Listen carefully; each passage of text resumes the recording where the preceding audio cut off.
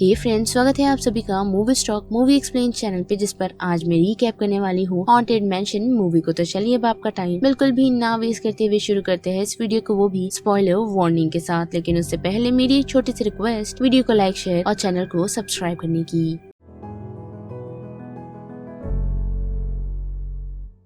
Film की शुरुआत हमें बेन से दिखाई जाती है, जो प्रोफेशन से एक एस्ट्रोफिजिसिस्ट है, जिसने एक कैमरा बनाया है जो डार्क मटेरियल यानी कि भूतों को कैप्चर कर सकता है। और इसी दौरान उसकी मुलाकात अलाइसा नाम की एक लेडी से होती है, जो एक गाइड है, यानी कि वो लोगों को गोस्ट टूर देती है। साथ ही अलाइसा का मानना सुपर नेचुरल चीजों यानी कि भूतों में काफी ज्यादा है, और उसी कारण से बेन का भी इंटरेस्ट उन सारी चीजों की तरफ खींचा चला जाता है। और ऐसे ही उन दोनों को प्यार होता है और वो दोनों शादी कर लेते हैं। लेकिन शादी के कुछ समय बाद अलाइसा की एक कार एक्सीडेंट में डेथ हो जाती है, जिससे बेन पूरी तरह टूट जाता है, और उस कारण वो अलाइसा के उस गोस्ट स्टोर को जारी रखता है। और फिर काफी सालों बाद हमें गैबी नाम की एक डॉक्टर दिखाई जाती है, जो अपने बेटे ट्रेविस के साथ अभी अभी न्यूयॉर्क से ग्रेसी मेनोर में शिफ्ट हुई है, ताकि वो लोग अपने लाइफ में कुछ चेंजेस ला पाए, क्योंकि ट्रेविस के डैड और गैबी के हस्बैंड की कुछ समय पहले ही डेथ हो चुकी है। लेकिन ग्रेसी मेनोर में शिफ्ट होते ही ट्रेविस कुछ अजीब सी चीजें नोटिस कर पाता है, मानो जैसे उनका कोई पीछा कर रहा है और साथ ही उन्हें कोई डराना चाहता है। जिन बातों पर गैबी को पहले भरोसा नहीं होता, लेकिन अपनी आंखों से देखने पर वो उस मनोर को अपने बेटे के साथ छोड़ वहाँ से निकल पड़ती है। जिसके कुछ समय बाद हम देख पाते हैं कि बेन से मिलने के लिए एक प्रीस्ट पहुंचा है, जिसका नाम केंट है, जो उसे हायर करना चाहता है ताकि वो गोस्ट की फोटो ले सके। जिसके लिए पहले तो बेन मना करता है, लेकिन फादर केंट के बार बार मनाने पर वो मान जाता है और उस मनोर में जाने के लिए रेडी भी हो जाता है। लेकिन रात के वक्त जैसे ही वो उस मनोर के पास पहुँचता है, तो हम देख सकते हैं कि गैबी और ट्रेविस उस मेंशन को छोड़ के नहीं गए, बल्कि उसी मेंशन में रह रहे हैं, जो चीज काफी ही अजीब है। और साथ ही हम देख पाते हैं कि बेन के पहुंचते ही गैबी बार बार उसे मेंशन के अंदर आने से मना करती है, लेकिन बेन उसकी बात नहीं सुनता और अपना काम जल्द से खत्म कर यहाँ से निकलना चाहता है। और मेंशन के अंदर पहुँचते ही बेन अपना काम खत्म कर लेता है, लेकिन वो नोटिस कर पाता है कि गैबी और ट्रेविस कुछ ज्यादा ही रिएक्ट कर रहे हैं, क्योंकि उसके सामने ऐसी कोई भी चीजें नहीं हुई जिस कारण वो बिलीव कर सके कि इस मेंशन में कोई गोस्ट है। जिस कारण वो अपना सजेशन देकर वहाँ से अपने घर के लिए निकलता तो है, लेकिन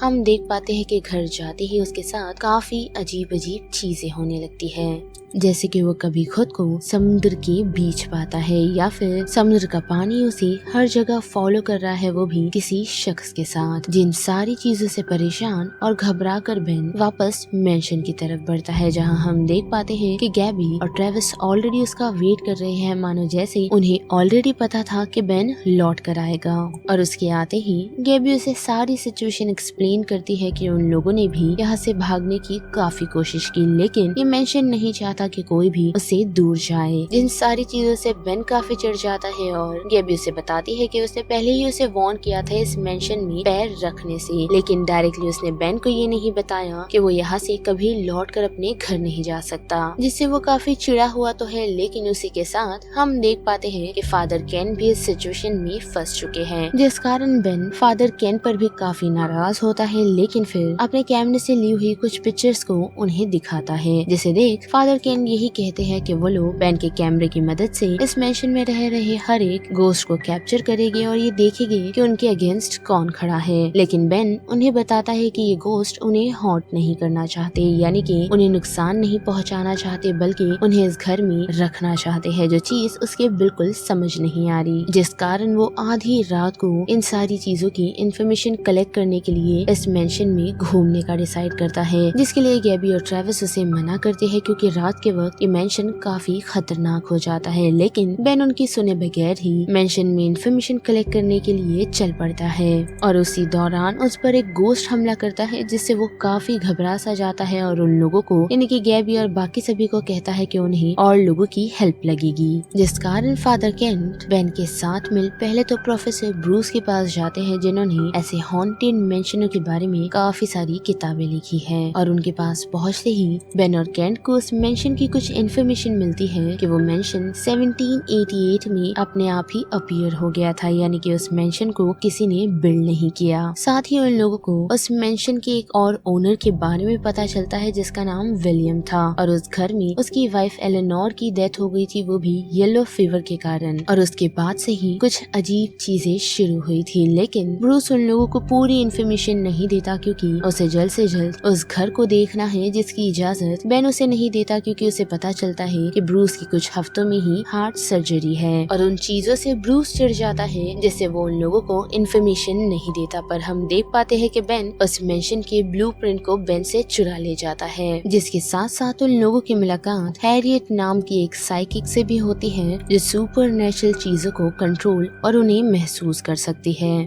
साथ ही वो लोग हैरियट को उस मेंशन में ले आते हैं, वो भी उसे कोई भी इन्फॉर्मेशन ना देते हुए, जिस कारण हैरियट चीजों को चेक तो करती है और साथ ही अपनी पेमेंट बताकर उस घर से निकल पड़ती है। लेकिन एज यूजुअली बेन और फादर केंट की तरह हैरियट लौट आती है, जो फादर केंट पर काफी चिड़ी हुई है और उसके पास कोई भी ऑप्शन ना होने के कारण वो इस मेंशन में रहकर इस प्रॉब्लम को सॉल्व करना चाहती है। और ऐसे ही वो सभी मिलकर इस मेंशन की कुछ और इन्फॉर्मेशन निकालते हैं, जिससे उन्हें पता चलता है कि विलियम ने उसकी वाइफ की डेथ के बाद सुसाइड कर लिया था। साथ ही इस घर में लगभग 66 लोग रह चुके हैं, लेकिन इनमें से कोई भी सरवाइव नहीं कर पाया। साथ ही मेंशन के ब्लूप्रिंट से उन लोगों को एक हिडन कमरे के बारे में पता चलता है, जहाँ जाने पर वो लोग नोटिस कर पाते हैं कि कमरा काफी ही बड़ा है और साथ ही वह किसी चीज से कांटेक्ट किया जा सकता है, जिस कारण हैरियट अपनी एबिलिटीज को इस्तेमाल करती है, कुछ स्पिरिट से कांटेक्ट बनाने की कोशिश करती है, जिसमें वो विलियम को कांटेक्ट करने का डिसाइड करती है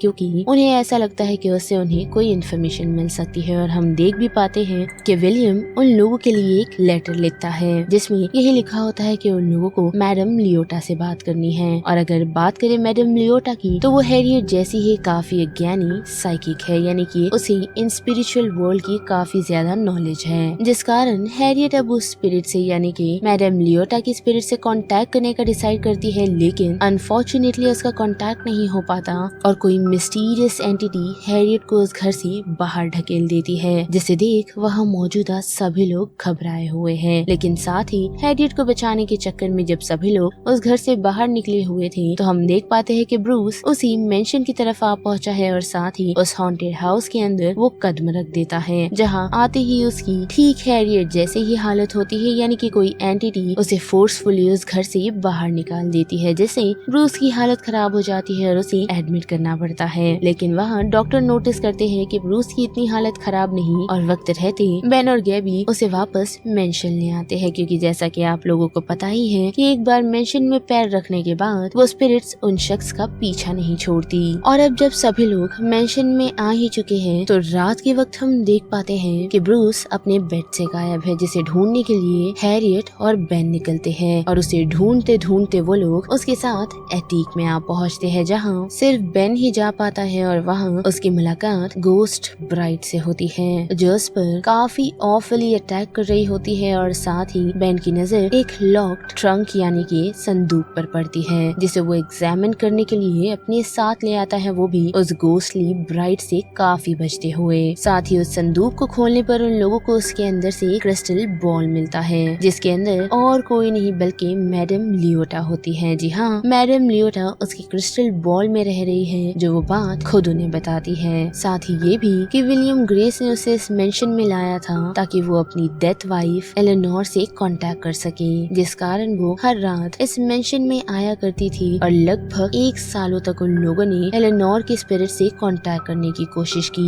लेकिन अनफॉर्चुनेटली उन लोगों का कांटेक्ट एलेनोर से तो नहीं हो पाया, लेकिन उसके बदले उन लोगों ने 100 से भी ज्यादा गोस्ट को इस मेंशन में एंटर करने दिया, यानी कि 100 से भी ज्यादा मैडम लियोटा ने गोस्ट को आजाद कर दिया। लेकिन फिर एक इविल एंटिटी ने विलियम को ट्रिक किया ताकि वो उसकी खुद की जान ले पाए, और साथ ही उसने मैडम लियोटा को उसके इस क्रिस्टल में कैद भी किया है, जिसकी इन्फॉर्मेशन मैडम लियोटा के पास नहीं। और ये सारी इन्फॉर्मेशन जानते ही सभी लोग ये डिसाइड करते हैं कि एस्ट्रल प्रोजेक्शन की मदद से हैरियट उन स्पिरिट से कांटेक्ट करने की कोशिश करेगी ताकि उन्हें उस इविल स्पिरिट के बारे में और कुछ इन्फॉर्मेशन मिल सके। लेकिन अनफॉर्चुनेटली हैरियट का कांटेक्ट उन स्पिरिट से नहीं होता, बल्कि बेन अपनी बॉडी से यानी कि क्योंकि वो एस्ट्रल प्रोजेक्शन बेन की बॉडी से होता है, जो अपनी बॉडी से निकलते ही विलियम को तो ढूंढ लेता है, लेकिन साथ ही उसे पता चलता है कि जो भी स्पिरिट इस घर में रह रही है वो एक स्पिरिट से काफी ही घबराए हुए हैं, यानी कि वही इविल स्पिरिट से जिसे सभी लोग हेड बॉक्स गोस्ट कहते हैं, जो ऑलमोस्ट बेन को पकड़ने ही वाला होता है। तो सभी लोग वक्त रहते उसे उसकी बॉडी में वापस बुलाने में कामयाब होते हैं, जिसके बाद सभी लोग रात में बैठकर उन्हीं सारी बातों की डिस्कशन करते हैं, जिससे हैरियट काफी ही नाराज है क्योंकि उसका एस्ट्रल प्रोजेक्शन नहीं हुआ बल्कि बेन का हुआ। साथ ही ब्रूस ने एक दिमाग चलाया है जिस कारण वो लोग दूसरी सुबह उस इविल स्पिरिट की पहचान निकालने के लिए निकल पड़ते हैं, क्योंकि बेन ने उसकी शक्ल तो देखी है जिस पर कोई भी चमड़ा नहीं था, यानी कि उसने उस इविल स्पिरिट का सिर्फ स्केलेटन ही देखा है, जिसके लिए ब्रूस ने एक स्केच आर्टिस्ट के पास जाने का डिसाइड किया है, जहाँ बेन ने उसे पूरी इन्फॉर्मेशन उस हेड बॉक्स गोस्ट की दी है और वो शख्स काफी ही अमेजिंगली उस ड्राइंग को यानी कि उस स्केच को बनाने में कामयाब होता है। साथ ही उस स्केलेटन के ऊपर उसने स्किन्स भी चढ़ा दी है, जिससे उन लोगों को उस शख्स की आइडेंटिटी पता चलती है, जो कि एलिस्टर क्रम्प है, जो एक बिलियनर फादर का एक लौता बेटा था, लेकिन उसकी मॉम के बाद से ही उसके फादर के रिलेशन उसके साथ अच्छे नहीं थे, जो अक्सर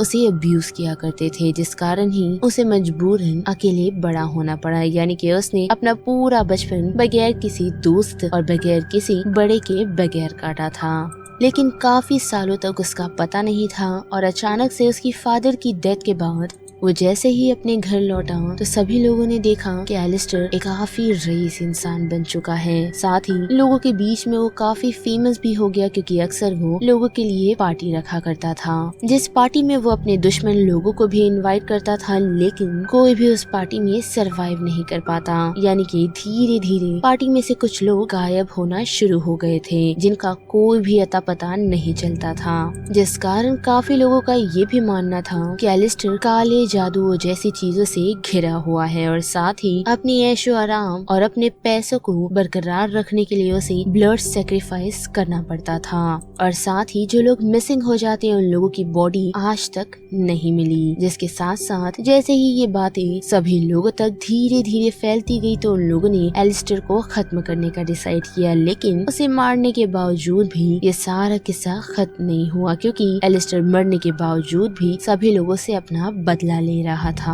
और ये सारी बातें जानते ही गैबी बेन को बताती है कि क्रम का मेंशन पास में ही है, जिसे अक्सर लोग हिस्टोरिकल चीजों के कारण विजिट किया करते हैं, तो क्यों ना बेन जाकर वहाँ कुछ इन्फॉर्मेशन कलेक्ट कर आए, जिसके लिए बेन निकलने का डिसाइड तो करता है, लेकिन हम देख पाते हैं कि क्रम पूरे मेंशन को लॉक कर देता है और बड़ी ही मेहनत से बेन, केंट और ट्रेविस उस मेंशन से एस्केप कर पाते हैं, लेकिन अनफॉर्चुनेटली गैबी, हैरियट और ब्रूस नहीं कर पाते, क्योंकि ब्रूस को हार्ट अटैक आ जाता है और उसे गैबी और हैरियट संभालने की कोशिश करते हैं, लेकिन साथ ही हम नोटिस कर पाते हैं कि क्रम आसपास यानी कि ब्रूस के आसपास घूम रहा था, जिसके बाद दूसरी सुबह हम देख पाते हैं कि बेन, केंट और ट्रेविस बड़ी ही मेहनत से फाइनली क्रम के मनूर आ पहुंचते हैं, जो अब एक हिस्टोरिकल साइट बन चुकी है। और साथ ही उन लोगों को पता चलता है कि उनके साथ और भी कुछ एंटिटीज हैं, जिसमें वो मरीन भी शामिल है, जो अक्सर उन लोगों को फॉलो किया करता है, लेकिन उसे वो लोग उस मेंशन में ना ले जाने का डिसाइड करते हैं, जो वो सुनने को भी तैयार होता है। लेकिन मेंशन में जाते ही कुछ समय बाद वो मरीनर उन लोगों के पीछे आ पहुंचता है, जिसका पीछा करते हुए वो लोग उससे कुछ इन्फॉर्मेशन निकालने में कामयाब होते हैं, यानी कि मरीनर ने उन लोगों को बताया है कि क्रम्प को एक स्पिरिट चाहिए, यानी कि एक जिंदगी जो खुद के विलिंग से हो, यानी कि वो अपनी जान देना चाहता हो ताकि उस मेंशन में 1000 स्पिरिट कंप्लीट हो सके, जिससे क्रम काफी शक्तिशाली हो सकता है और वहाँ मौजूदा सारे स्पिरिट्स पर वो अपना कब्जा जमा सकता है। लेकिन साथ ही मैरिनर उन लोगों की हेल्प करने का डिसाइड करता है, वो भी एक शर्त पर कि वो लोगों से सी तक पहुँचाएगी, जिसके बदले वो उन लोगों को उस हेड के बारे में बताता है, यानी कि क्रम्प की हेड के बारे में, जो अभी भी इस मनूर में है, जिसे ढूंढने के लिए ट्रेविस को भेजा जाता है, क्योंकि जिस जगह उस हेड को छुपाया गया है वो जगह काफी ही नैरो है, जिसे ट्रेविस ही फॉलो कर सकता है। और हम देख पाते हैं कि ट्रेविस उस जगह को ढूंढते हुए एक ऐसी लोकेशन पर आ पहुंचता है जहां उसे क्रम्ब की हेड तो मिलती है लेकिन साथ ही उन मरे हुए लोगों की ग्रेवयार्ड भी, जिसे क्रम्ब ने अपने घर के नीचे ही दफन किया है। साथ ही वो लोग क्रम्ब की हेड इसीलिए चाहते हैं क्योंकि क्रम्ब को वापस आफ्टर लाइफ में भेजने के लिए उसकी कोई चीज उन लोगों को रिक्वायर्ड थी, जिसे लेकर अब वो तीनों वापस मेंशन तो आ पहुँचे हैं, लेकिन हम देख पाते हैं कि गैबी और हैरियट को ब्रूस ने कैद कर रखा है, जिसे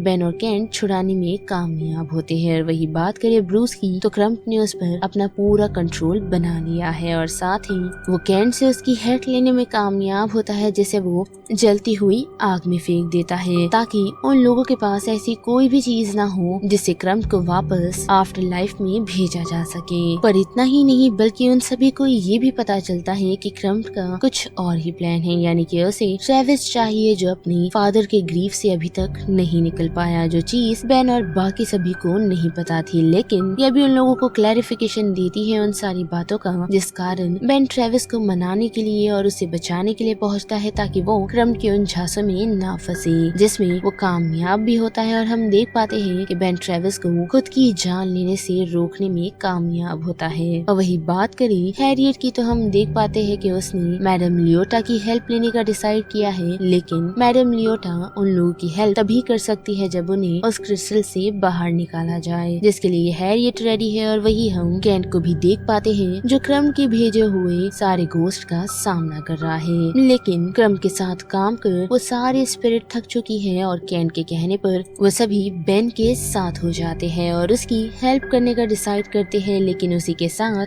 हम देख पाते हैं कि बेन, गैबी और ट्रेविस का सामना क्रम्ब की स्पिरिट से होता है जो उन लोगों को मारना चाहता है, लेकिन उसे एक विलिंग स्पिरिट चाहिए, यानी कि एक विलिंग लाइफ जो बेन देने को तैयार है, क्योंकि वो गैबी और ट्रेविस को मरता हुआ नहीं देख सकता। और वही हम वक्त रहते उसकी जान बचाते हुए पहुंचते हैरियट और मैडम लियोटा को देखते हैं और साथ ही केंट और उसकी पूरी घोस्ट आर्मी को। लेकिन उन लोगों के पास ऐसी कोई चीज नहीं जिसकी मदद से वो लोग क्रम्ब को वापस आफ्टर लाइफ में भेज सके। लेकिन उन लोगों के सामने लाइफ सेवर ऑप्शन आ निकलता है जो और कोई नहीं बल्कि ब्रूस होता है, जिसने अपने इन सारे वक्त को उस कैप को बचाने में निकाल दिया, जिसमें वो कुछ छोटे से ही टुकड़े को निकालने में कामयाब हुआ है, जिसे ट्रेविस लेकर सीधा मैडम लियोटा और हैरियट के पास पहुंचता है। और हम देख पाते हैं कि मैडम लियोटा और हैरियट अपने पूरे पावर को इस्तेमाल और अपनी पूरी एबिलिटी को इस्तेमाल कर क्रम्ब की उस स्पिरिट को आफ्टर लाइफ में भेजने में कामयाब होती है, जिससे सारी स्पिरिट आजाद हो जाती है और कुछ स्पिरिट वापस जाने का यानी कि आफ्टर लाइफ में जाने का डिसाइड तो करती है, लेकिन कुछ स्पिरिट ऐसे मेंशन में रहने का डिसाइड करती है। और ऐसे ही सब कुछ नॉर्मल हो जाता है, जिसके साथ साथ हमें ये भी पता चला है कि केंट फाइनली एक रियल प्रीस्ट बनने का डिसाइड करता है, क्योंकि वो रियल प्रीस्ट नहीं है जिसने कुछ पैसों के लिए ही ये सारा हुलिया अपना रखा था। और वही बात करें बेन की तो हम देख पाते हैं कि बेन ने एक स्टे कैट को अडॉप्ट किया है जिसका नाम टैटर टोट है, जो उसकी वाइफ का फेवरेट स्नैक हुआ करता था। लेकिन इतना ही नहीं बल्कि अगर आप लोगों को याद होगा तो मरीनर को जैसा उन लोगों ने प्रॉमिस किया था तो वो लोगों से सी तक छोड़कर भी आते हैं, जिसके बाद सभी लोग हैलोवीन पार्टी के लिए रियूनाइट भी होते हैं। और यहाँ पर हॉन्टेड मैंशन मूवी का ये पूरा रिकैप खत्म होता है, जिस बारे में अब आप सभी की क्या राय बनती है उसे लेकर आप मुझे कमेंट सेक्शन में बता सकते हो। साथ ही वीडियो आपको पसंद आई तो वीडियो को लाइक शेयर और चैनल को सब्सक्राइब करना मत भूलिएगा। बाकी मैं मिलूंगी आपको फिर किसी मूवीज या सीरीज के रिकैप के साथ। तब तक के लिए आप movie stock movie explain channel के बाकी वीडियोस को एंजॉय कीजिए। Till then bye.